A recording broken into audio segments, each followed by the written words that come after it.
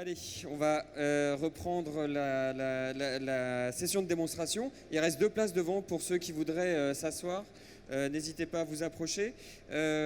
Donc la présentation va nous être faite par Yann Duplex. Bonjour Yann, de la société RSA, et on va parler d'authentification sans mot de passe. Exactement. C'est parti pour 30 minutes. C'est parti pour 30 minutes. Bonjour, donc comme on vient de vous le dire, je fais partie de la société RSA, je suis dans l'équipe avant-vente. Aujourd'hui, on va donc parler du futur, qui est aussi le présent.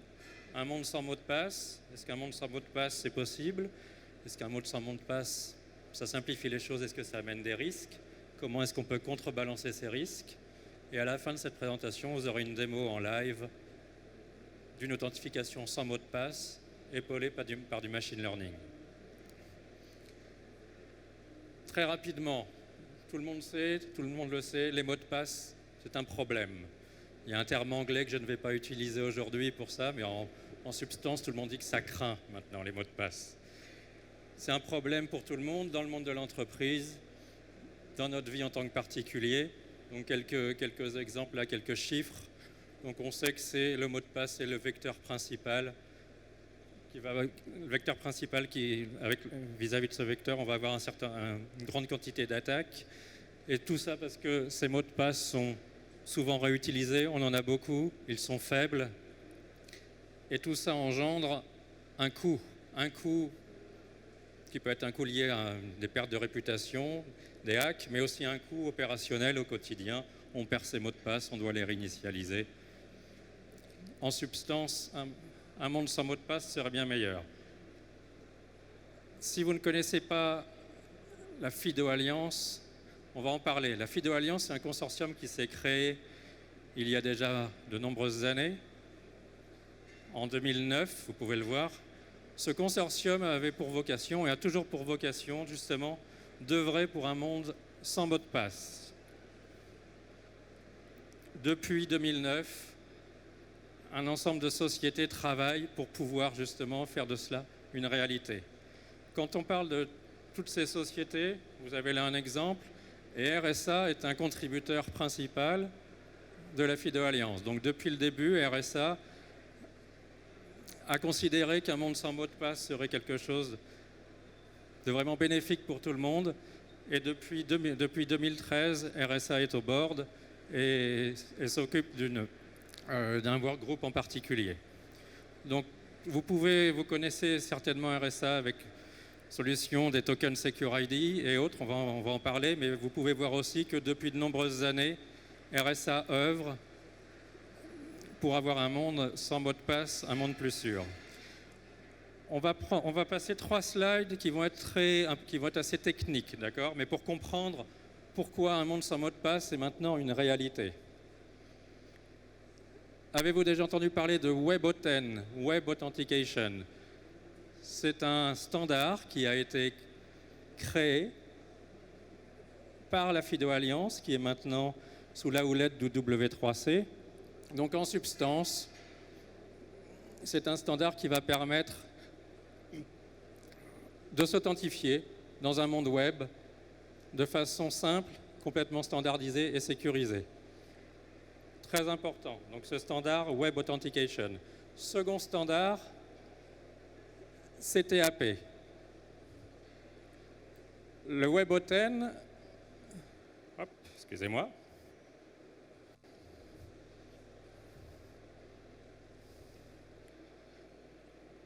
Le standard qu'on a vu précédemment, il est sur cette partie gauche. Il permet, depuis un navigateur, de pouvoir déclencher une authentification.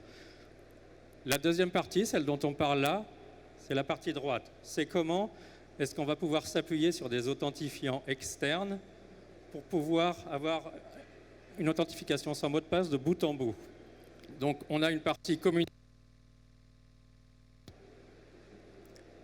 communication entre des authentifiants, on va le voir, et une plateforme.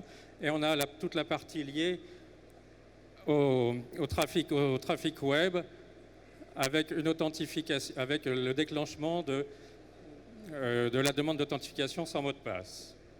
Concrètement, la réunion de ces deux standards, WebAuthn et CTAP2 s'appelle maintenant FIDO2. Et FIDO2, c'est ce qui va nous permettre de pouvoir faire des authentifications sans mot de passe. Donc, quand on va parler d'authentification sans mot de passe, de passwordless, in fine, on parle de FIDO2. Et pourquoi est-ce que c'est maintenant possible? Pourquoi est-ce que c'est maintenant une réalité? Vous pouvez le voir, ce standard a vu le jour l'année dernière. Donc en fait, une authentification sécurisée sans mot de passe, c'est possible maintenant, mais c'est tout récent. Donc c'est pour ça qu'on commence depuis peu de temps à en parler concrètement. On en parle beaucoup depuis de nombreuses années, mais concrètement, c'est possible depuis l'année dernière. Un monde sans mot de passe, ça apporte des bénéfices. Déjà, ça va permettre de réduire drastiquement tout ce qui va être fraude. Puisque, en particulier, le fait de ne plus avoir de mot de passe va réduire drastiquement tout ce qui va être phishing. D'accord? Donc on va rendre le monde plus sûr.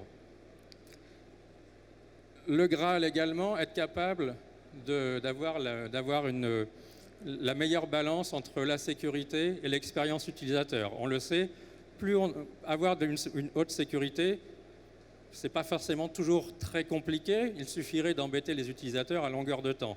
Or, en tant qu'utilisateur, on demande une expérience simple, fluide, et on n'a pas envie d'avoir besoin d'utiliser des authentifiants divers et variés à longueur de temps. On veut pouvoir utiliser des moyens modernes, on veut pouvoir utiliser aussi ce qu'on utilise au quotidien. Là, on parle du monde de l'entreprise, mais au quotidien, on peut très bien, je pense que certains d'entre vous, j'espère nombreux, vous faites de l'authentification à multiples facteurs avec, par exemple, du LinkedIn, du Facebook ou Amazon ou autre. Donc le but, c'est de pouvoir aussi utiliser ce qu'on va utiliser en tant qu'utilisateur au quotidien dans le monde de l'entreprise et de renforcer cette sécurité et d'avoir vraiment une balance parfaite entre l'expérience utilisateur et la sécurité. Et troisième point, tout ce qui va être coût, grâce au fait qu'on va diminuer tout ce qui va être coût opérationnel et coût potentiel lié au hacking, on va évidemment avoir une réduction des coûts. Néanmoins, avec ces bénéfices, on a aussi des challenges. À partir du moment où on va simplifier l'authentification et, à vrai dire, ouvrir un peu plus les portes, il faut toujours s'assurer est-ce que c'est bien la bonne personne qui est en train de s'authentifier? C'est la partie clé. À partir du moment où on renforce les choses et où on simplifie aussi les accès, il faut d'autant plus s'assurer que la personne qui essaie de s'authentifier est la bonne personne, celle qu'elle prétend être. Et comme je viens de le dire, à partir du moment où on va simplifier l'ouverture des portes, l'accès, on protège les portes, il y a un accès. À partir du moment où on simplifie ça, à partir du moment où cette porte est ouverte, il va falloir aussi s'assurer de ce que l'utilisateur va pouvoir faire derrière.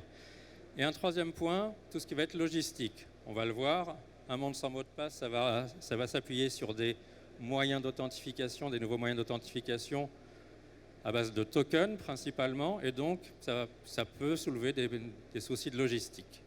Comment est-ce qu'on va provisionner ces tokens, les associer aux utilisateurs et autres. Comment mitiger cette challenge, ces risques dont je viens de parler? La première chose, point clé, primordial, s'assurer de l'identité de l'utilisateur. Il y a eu des recommandations, donc il y a beaucoup de publications du NIST, donc il y a des recommandations à ce sujet qui s'appelle Identity Proofing. Donc comment s'assurer que quand on va fournir un moyen d'authentification à un utilisateur, au moment où on va associer l'identité de cet utilisateur à ce moyen d'authentification, il faut garantir cette association.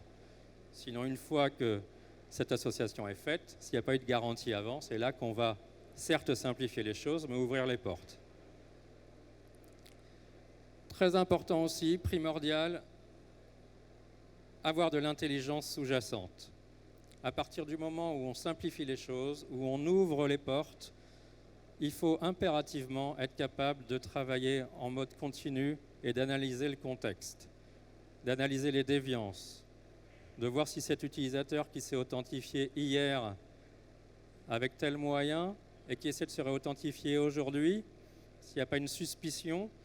Et donc, s'il y a suspicion, on va devoir se réassurer. Donc, le principe, c'est simplifier le fait de pouvoir ouvrir la porte d'entrée, mais toujours s'assurer que c'est la bonne personne qui entre par cette porte et qui effectue les bons actes. Donc, c'est primordial. Garantir l'identité de l'association et être capable derrière, en temps réel, via du machine learning, d'analyser le contexte et de détecter d'éventuelles déviances et donc de réagir en temps réel. Deux autres points vis-à-vis de la réduction du risque. Vous allez dire rien de nouveau sous le soleil. Très important néanmoins, avoir un programme à minima d'IAM, d'IAG, d'Identity and Access Management, d'Identity and Access Governance. Ça devient encore plus primordial qu'avant. Pourquoi ? À partir du moment où on fluidifie l'ouverture de la porte d'entrée, il faut s'assurer que les personnes derrière ne peuvent effectuer les opérations que les opérations permises. En gros, qui a accès à quoi ? Qu'est-ce que je peux faire ? Donc, ce n'est pas parce qu'on simplifie, qu'on renforce la protection de la porte d'entrée que derrière, on doit laisser les utilisateurs faire tout et n'importe quoi. Donc, un programme d'IAM et d'IAG, c'est toujours clé, c'est encore plus clé, si je puis dire, c'est primordial. Et le dernier point, être capable de prendre des informations externes. Par exemple, vous avez une compromission, le SOC, vous avez votre SOC qui détecte une compromission sur un poste de travail. Vous pouvez en déduire que l'identité associée à ce poste de travail à cet instant-là est potentiellement corrompue. Et donc, il va falloir prendre en temps réel une action. Et cette action, ça va être pourquoi pas d'envoyer à votre système d'authentification une alerte pour que cette identité soit automatiquement positionnée comme étant à haut risque et derrière se réassurer vis-à-vis de l'identité de l'utilisateur. Donc c'est capable aussi de prendre en compte des éléments externes. Chez RSA, on appelle ça Threat Aware Authentication. On a une intégration entre notre SIEM et notre solution d'authentification qu'on va voir. Sur le point précédent, sachez-le aussi, on a au portefeuille RSA une solution d'IAM et d'IAG qui s'appelle Identity Governance et Lifecycle. Parlons maintenant de la solution RSA sur laquelle on va s'appuyer pour faire la démonstration. Je pense que beaucoup d'entre vous êtes familiers avec SecurID. SecurID Access, c'est l'évolution de SecurID.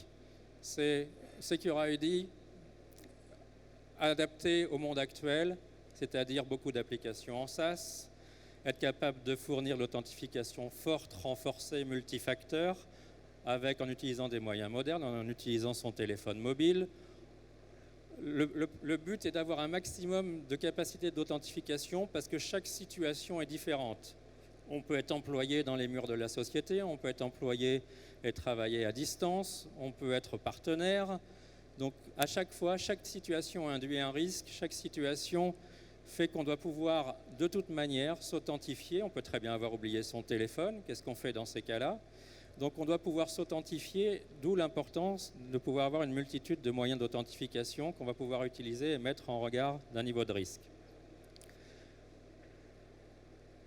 Point important, RSA, ça fait plus de 25 ans qu'on est dans ce secteur-là, donc on a aussi mis en place au fil de ces années tout un ensemble de partenariats. On a un peu plus de 400 intégrations certifiées à l'heure actuelle. Donc ça veut dire que quand on va parler d'authentification, on va devoir s'intégrer avec des applications tierces. Donc la partie intégration est clé de manière à avoir des coûts de projet qui sont maîtrisés et des mises en place qui sont rapides. En haut à droite, le machine learning, point clé. Dans RSA Security Access, vous avez du machine learning en continu qui apprend du comportement de l'utilisateur et de ses pairs. Et en fonction de ça, on va pouvoir s'appuyer dessus pour pouvoir fluidifier l'authentification et ou la renforcer. Fluidifier, c'est pourquoi demander à un utilisateur de s'authentifier s'il n'y a pas besoin ? Je suis dans les murs de la société, J'utilise un appareil fourni par la société. Je suis dans une plage horaire classique. J'ai des habitudes qui sont ce que je suis en train de faire aujourd'hui, c'est ce que j'ai fait durant le mois dernier. Donc pourquoi systématiquement me demander de m'authentifier si ce n'est pas nécessaire? C'est tout l'intérêt du machine learning, c'est de pouvoir analyser un contexte, mettre ça en regard d'un risque, et pourquoi pas appliquer une politique de sécurité sans forcément systématiquement demander à un utilisateur d'être authentifié. Donc c'est vraiment basculer de ce mode binaire qu'on a souvent connu, où telle application égale de l'authentification forte, telle autre. Donc là, on est dans un mode beaucoup plus flexible. Et le machine learning est primordial pour apporter cette flexibilité. Quatrième point, l'enrôlement, l'association de l'identité des authentifiants. Point clé, avec RSA Secure ID Access, on va pouvoir adresser ce point-là, on va le voir durant la démonstration. Brièvement, sur la partie machine learning, tout le monde en parle, tout le monde en fait, chacun clame sa légitimité, c'est normal. Sachez juste que chez RSA, ça fait plus de 20 ans qu'on en fait. On a une solution, on a au portefeuille une solution qui est dédiée à tout ce qui est fraude bancaire, fraude en ligne, e-commerce, qui est essentiellement une solution de machine learning. Et on s'appuie sur ce savoir-faire dans ce produit, RSA Secure ID Access, pour s'en servir dans un cadre d'authentification plus classique. Autre point sur le machine learning, c'est quelque chose d'assez vague. On vous dit qu'il y a quelque chose qui se passe dans la solution, mais comment visualiser ce qui se passe réellement, comment visualiser le fait que vous puissiez vous appuyer sur du machine learning. Donc ça, dans RSA Secure ID Access, on a des tableaux de bord pour vous aider à visualiser ce que le moteur de machine learning a fait, en quoi vous pourriez l'utiliser dans certaines de vos politiques ou non. Donc c'est important de transformer ce qui se passe de manière transparente en une réalité palpable, tangible. En termes de certification, important, Secure ID Access est certifié FIDO historique, on va dire, avant FIDO 2, c'était 2, et le nouveau standard FIDO 2. Donc en s'appuyant, la partie certification est primordiale, puisque en termes d'infrastructure, s'appuyer sur une solution d'un éditeur qui est certifié vis-à-vis justement de tout ce qui va être futur passwordless, cette certification est importante. Point très important aussi, décembre l'année dernière, RSA annonce un partenariat avec Yubico.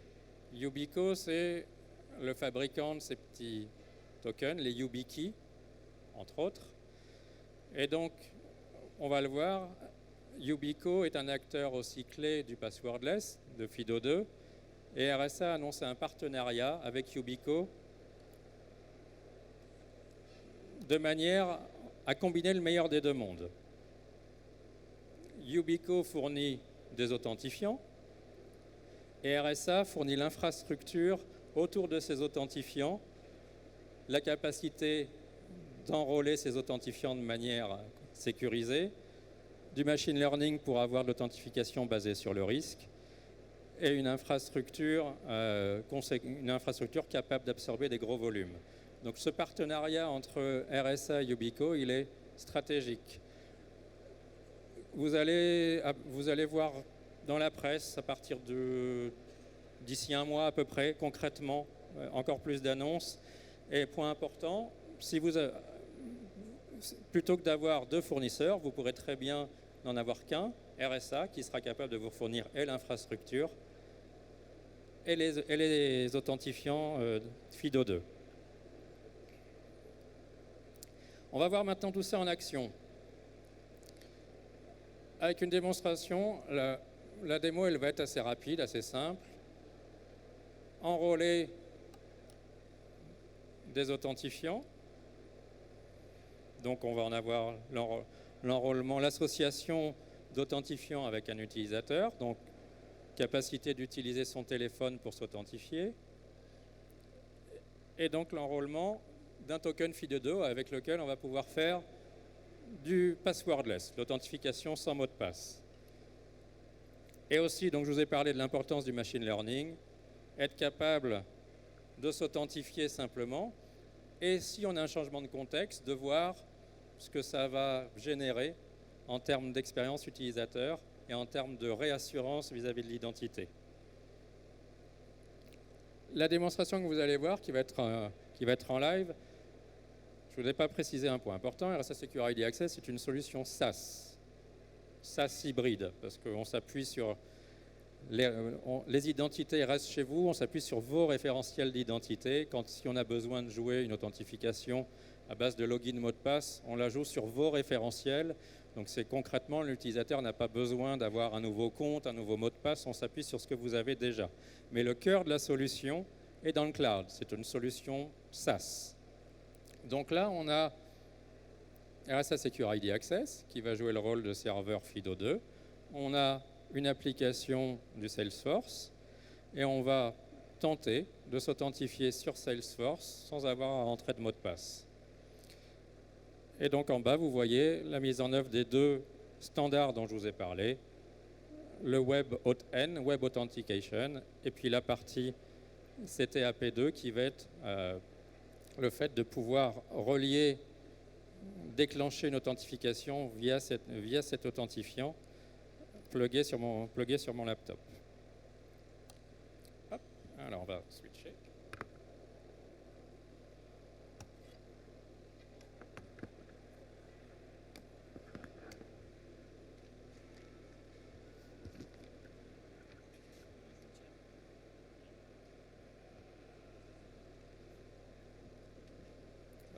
Merci. Alors, je projetais mon téléphone, c'est toujours un moment sympathique. J'espère que personne ne va m'appeler ou m'envoyer de messages, c'est du live. Donc, là, je suis... Merci. J'ai un navigateur assez vierge. Et là, en termes de contexte, donc j'ai un navigateur Chrome et je suis basé en France. D'accord ? Donc la première chose qu'on va faire, on va enrôler des authentifiants. Donc là, c'est assez anecdotique, mais sur la partie enrôlement, j'ai parlé de l'importance de la sécurisation de la partie enrôlement. Là, je vais seulement m'authentifier avec un login et un mot de passe qui est joué sur un référentiel d'identité. On peut associer, et on associera des politiques beaucoup plus fortes à cette page d'enrôlement, typiquement s'appuyer sur une plage d'adresse IP de confiance, le fait d'appartenir à tel ou tel groupe AD, d'avoir tel ou tel attribut, et plein d'autres. On peut faire de l'enrôlement aussi offline. Là, pour les besoins de la démo, pour que ça se passe rapidement, je vais juste m'authentifier avec un simple login mot de passe.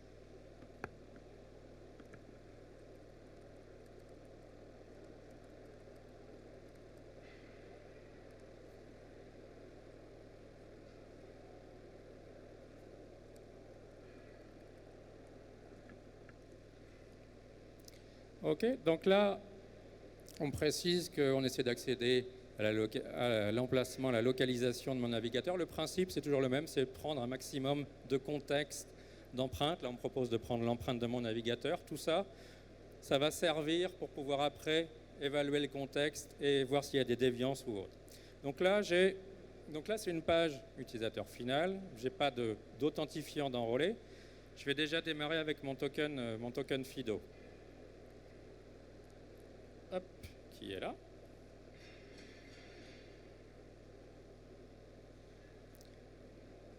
Alors là, important, on me demande un code PIN, je ne vous l'ai pas précisé. Dans FIDO2, on a l'authentifiant et pour pouvoir faire du FIDO2, du passwordless, on a impérativement besoin d'associer à un autre critère qui est soit un code PIN, soit de la biométrie.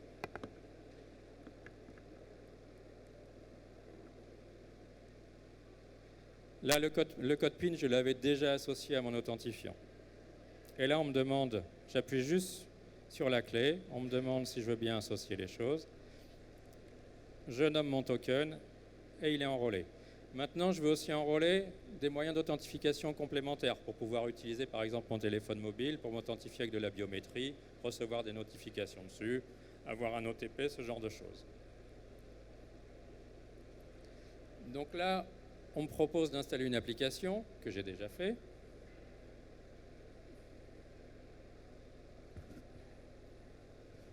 Qui est ici. Et je vais rajouter, donc là, associer mon identité en scannant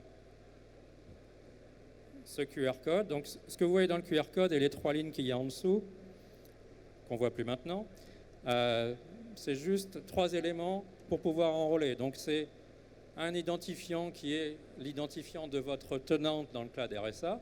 Et sinon, les 2 autres éléments, l'autre élément, c'est votre adresse email, par exemple, qui est déjà connue. Et puis un code qui sert juste à enrôler, un code qui est valide juste pour l'enrôlement. Donc là, juste pour terminer l'enrôlement, on me demande de tester, donc on m'envoie une notification, ce qu'on appelle un push sur le téléphone. Je valide, et là, j'ai mes authentifiants qui sont maintenant enrôlés. Donc, je vous le disais, ce code qui était dans le QR code, on peut aussi le fournir off-band. Donc, si vous avez besoin, dans un cadre de garantir l'identité de l'utilisateur, de le faire, vous pouvez très bien avoir un processus dédié qui sera dans les murs, avec un code qui est fourni, par exemple, par téléphone. Donc, il y a plein de manières de faire pour garantir l'identité et l'association de la personne vis-à-vis des authentifiants. Maintenant que j'ai mes authentifiants, je vais pouvoir faire une authentification sans mot de passe, du passwordless. Donc là, je vais m'authentifier sur Salesforce. Salesforce a été paramétré pour aller dialoguer avec RSA Secure ID Access dans le cloud en tant que fournisseur d'identité. Donc on est sur du SSO SAML. Donc là, je rentre toujours mon identifiant.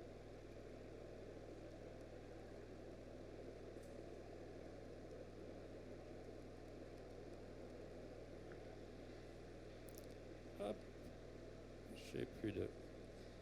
Et là, si tout se passe bien,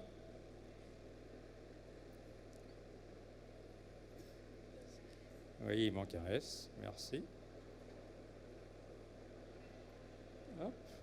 Alors, bon, c'est pas grave, c'est toujours l'effet démo. On va nettoyer, hop, tout ça et recommencer tranquillement.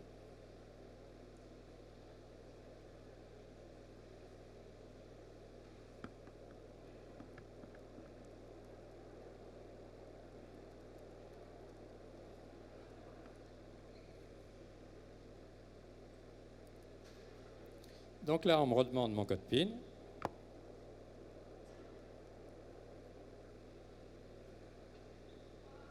On me demande d'appuyer sur mon token.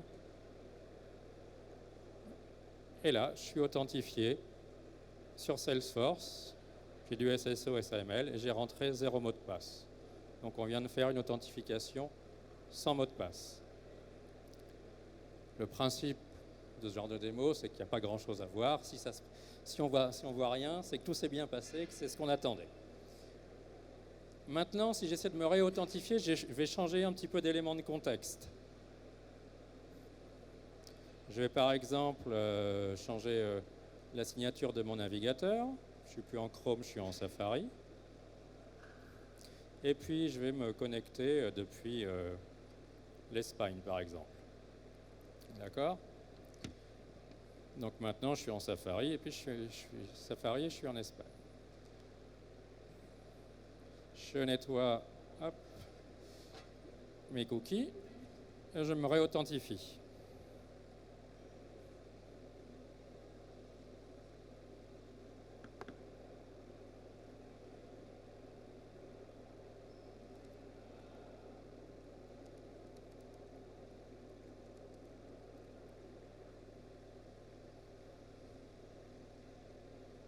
On va me demander mon code PIN.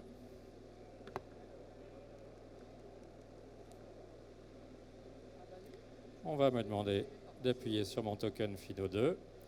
Et maintenant, vu que j'ai eu un changement de contexte, le moteur de machine learning l'a détecté, une déviance dans le contexte, on me demande de me réassurer. Et là, par exemple, je reçois une notification sur mon téléphone pour prouver que c'est bien moi.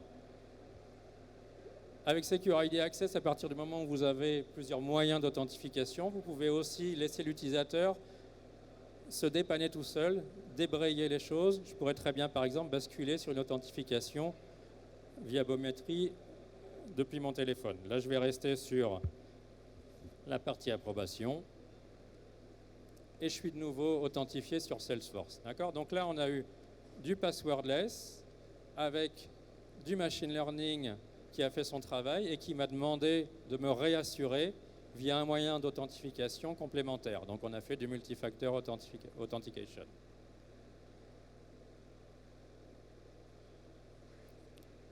Okay.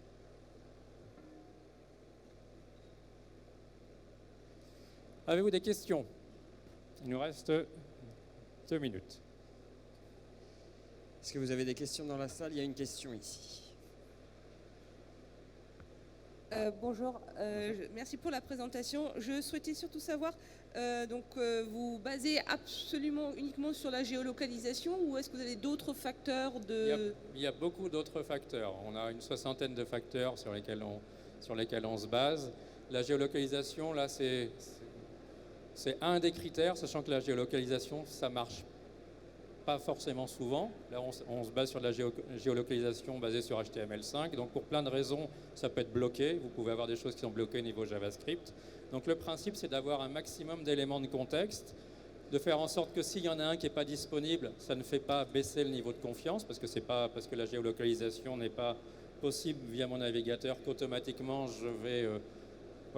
mon niveau de confiance va drastiquement baisser. Donc tout l'intérêt du machine learning et de la modélisation, c'est d'avoir un maximum d'éléments et d'en sortir quelque chose qui soit pertinent sans basculer tout le temps dans je me réassure systématiquement ou alors je laisse passer systématiquement. Donc c'est toujours trouver aussi le juste équilibre, la juste balance quand on utilise du machine learning en background. Avez-vous des statistiques sur le taux d'erreur en faux positif et vrai négatif sur cette partie-là? Alors sur cette partie-là, on a, dans une partie de l'interface que je vous avais montré, donc à chaque fois, le moteur vous donne le scoring et vous dit pourquoi les choses ont été déclenchées vis-à-vis d'un seuil. Donc vous avez toutes les informations nécessaires individuellement à chaque fois qu'un utilisateur va s'être authentifié. Et derrière, on peut sortir avec des rapports, en combinant ces éléments-là, on peut sortir les statistiques, par exemple, vis-à-vis du taux de faux positif. Est-ce qu'on en a déjà? On en a, oui, on en a déjà, mais on ne communique pas dessus pour le moment, sachant que si vous voulez savoir si on est à 8%, 5%, 2%, des choses comme ça, passez nous voir sur le stand, je pourrais vous en dire plus. On va prendre une toute dernière question. Oui, bonjour. Merci pour votre présentation.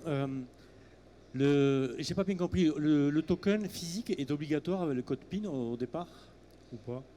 Alors, dans ce cas de figure-là, en s'appuyant sur un authentifiant de chez Yubico et YubiKey, et pour pouvoir faire du passwordless basé sur le standard FIDO2, FIDO2 dit oui, impérativement, il faut un moyen d'authentification et associé au fait de prouver son identité à ce moment-là aussi. Donc, c'est soit un code PIN, soit de la biométrie.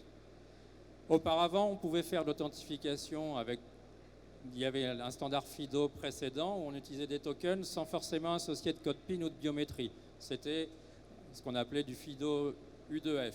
Donc là, il n'y avait pas ce type-là. Maintenant, avec FIDO2, c'est impératif pour faire du sans mot de passe. D'accord. Mais et pourquoi pas utiliser le smartphone alors direct à la place du token Alors, c'est une bonne question et ça sera le cas. Là, c'est juste technologiquement. Puisqu'en termes de moyens, il y a la partie protocole de communication qui s'appelle CTAP. Donc là, ça supporte de l'USB, du Bluetooth. Et donc, en fait, c'est juste une question de technologie. À l'heure actuelle, tous les navigateurs, bientôt, on pourra faire du FIDO2 en NFC. On peut déjà le faire avec Chrome sur Android, mais on pourra le faire avec... Donc, c'est qu'une question de temps. Donc, votre question est très pertinente. Ça va être le cas, mais c'est juste que c'est quelque chose de récent. Le standard, il est de l'année dernière. Et donc, technologiquement, tout le monde s'aligne. Allez, on peut applaudir Igan Duplex. Merci beaucoup pour votre présentation.